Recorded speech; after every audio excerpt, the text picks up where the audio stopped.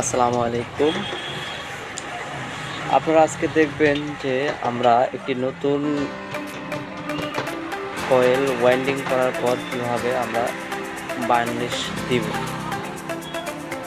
তো এটি দেওয়ার জন্য প্রথমেই আমাদেরকে একটি ছোট পটুয়ার ভিতরে বার্নিশ কিছুটা ঢেলে নিতে হবে। নেওয়ার পরে আমাদের যে জায়গাগুলো তো গ্যাপ আছে, জয়েন্ট যে জায়গায় পড়ছে সে জায়গায় আমরা বেশি করে ভালো করে বার্নিশ দেব এবং এটি দিলে আমাদের কয়েলটি মজবুত হবে, কোনো নড়াচড়া করবে না এবং কি কয়েলটিও দীর্ঘস্থায়ী হবে।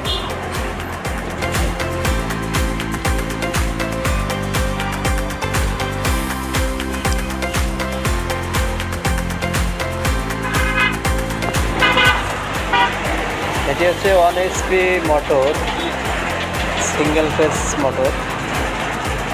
তো আমরা বাধাই করছি, করার পর এটিকে ভালো করে বার্নিশ দিতেছি যাতে কোনো প্রকার ত্রুটি না থাকে। তো আপনারা দেখতে থাকুন।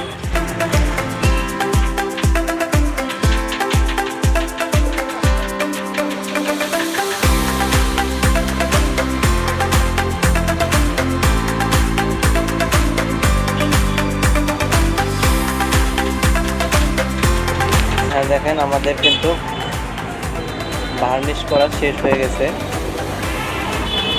তো এখন আমরা এটিকে রোদে শুকাতে দেব যাতে করে বার্নিশটি ভালোভাবে কয়েলের সাথে সেট হয়ে যায়। সবাই ভালো থাকবেন। আল্লাহ হাফেজ।